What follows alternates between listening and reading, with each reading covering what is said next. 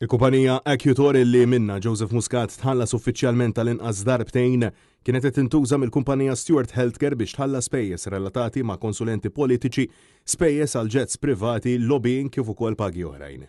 Dan ħareġ minn invoices u emails interni tal-kumpanija kif fil-waqt li hemm evidenza li dawn il-pagamenti saru, sissa m'hemmx evidenza li dawn il-flejjes intużaw għal tixħim minkejja li l-President u CEO Armin Ernst personalment approva ftit inqas minn 8 miljun euro bel-2018 u l-2020. Dan kollu ġie pubblikat mill-Organizzazzjoni Internazzjonali OCCRP. Emails interni uraw li madwar 80,000 euro fix-xahar kienu indirizzati lil Pakistani Shawkat Ali u ibnu Asad Ali. Fuqet mill-emails lura f'Jannar tal-2020, Armin Ernst talab lil bord eżekuttiv ta' Stewart sabiex ma jinsowx iħallsu lil ċertu Ali fejn indirizzah bħala konsulent politiku. Fl-istess xahar, Muscat iffirma kuntratt ta' konsulenza ta' 15,000 euro fix-xahar propju ma' Accutor, il-kumpanija li kienet tieħu dawn il-ħlasijiet minn Stewart. L-investigaturi qed jallegaw li Accutor kienet tintuża bħala mezz ta' ħasil ta' flus.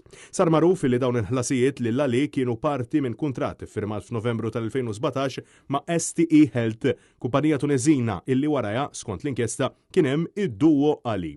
Il-kuntratt offra xejn inqas minn $1 miljun bħala bonus fl-eventwalità li Stewart jakkwistaw il-konċessjoni tal-isptarijiet f'Malta f'xahrejn u $1 miljun ieħor jekk jilħqu għanijiet oħrajn. Inevitabilment hemm emails li juru li Shawkat Ali u ibnu kellhom rwol importanti għat trasferiment bejn Vitals u Stewart. Ernst jisħaq f'korrispondenza interna illi mingħajrhom ma kien ikollhom l-ebda ċans li jakkwistaw l-isptarijiet f'Malta.